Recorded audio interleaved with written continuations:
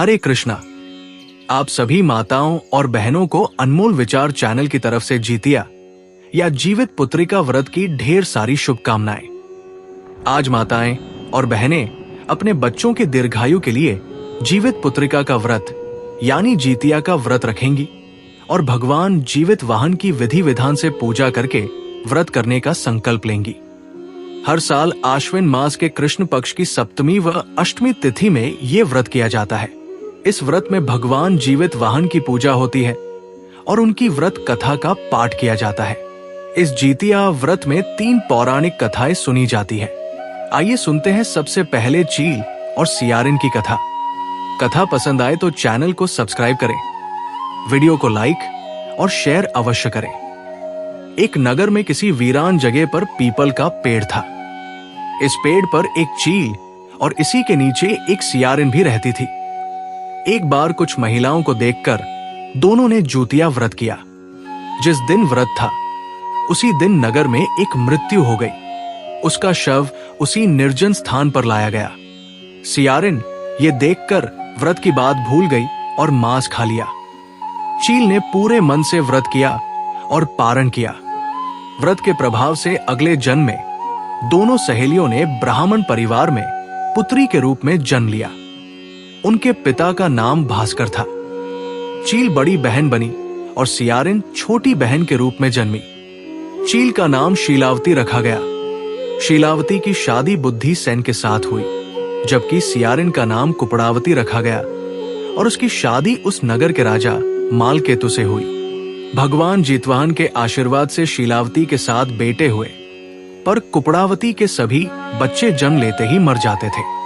कुछ समय बाद शीलावती के 7 पुत्र बड़े हो गए और वे सभी राजा के दरबार में काम करने लगे। कुपड़ावती के मन में उनके प्रति ईर्ष्या की भावना आ गई। उसने राजा से कहकर सभी बेटों के सिर कटवा दिए। उन्हें 7 नए बर्तनों में रखवाया और लाल कपड़े से ढककर शीलावती के पास भिजवा दिया। ये देखकर भगवान जीतवाहन ने मिट्टी से 7 भाइयों के सिर बनाए और सभी के सिरों को उनके धड़ से जोड़कर उन पर अमृत छिड़क दिया। इससे उनमें जान आ गई और 7 युवक जिंदा होकर घर लौट आए। जो कटे सिर रानी ने भेजे थे वे फल बन गए।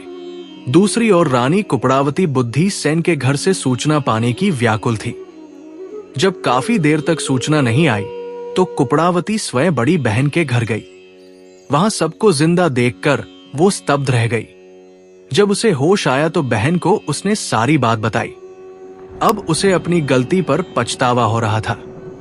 भगवान जीतवाहन की कृपा से शीलावती के पूर्व जन्म की बात याद आ गई और वो कुपड़ावती को लेकर उसी पाकर के पेड़ के पास गई तथा उसे सारी बातें बताई।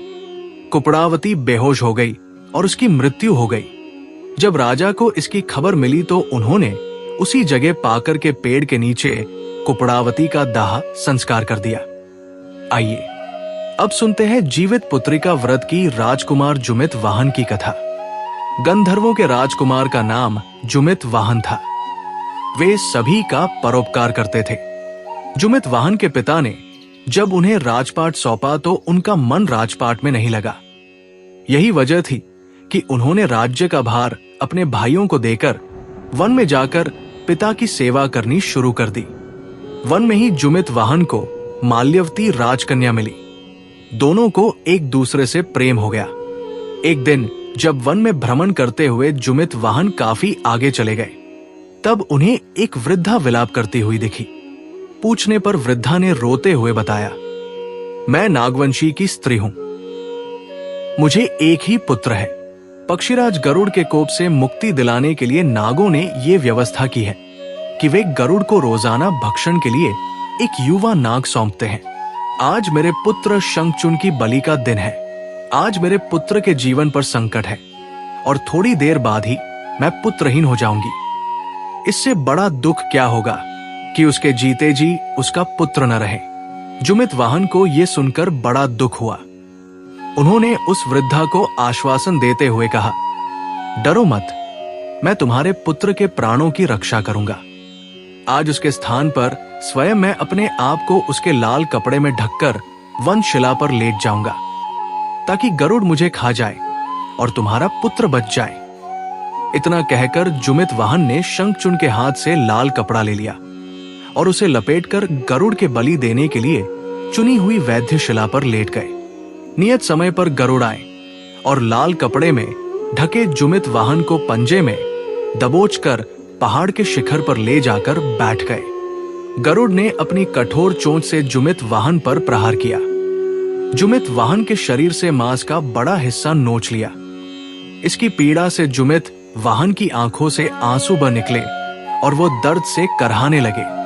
अपने पंजे में जकड़े प्राणी की आंखों में आंसू और मुंह से करहा सुनकर गरुड़ बड़े आश्चर्य में पड़ गए, क्योंकि ऐसा पहले कभी नहीं हुआ था।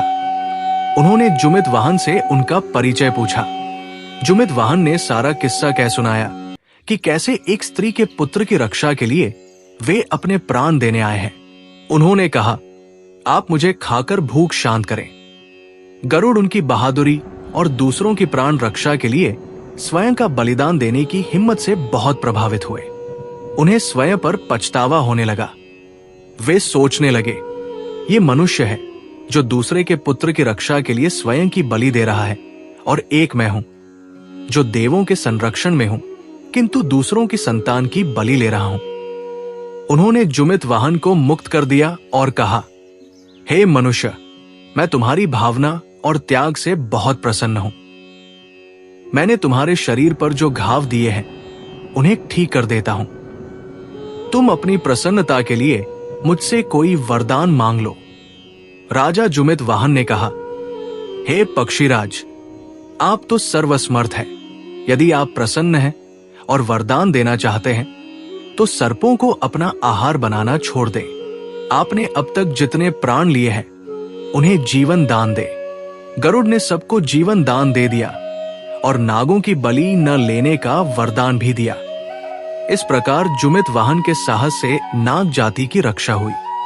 गरुड़ ने कहा, तुम्हारी जैसी इच्छा वैसा ही होगा।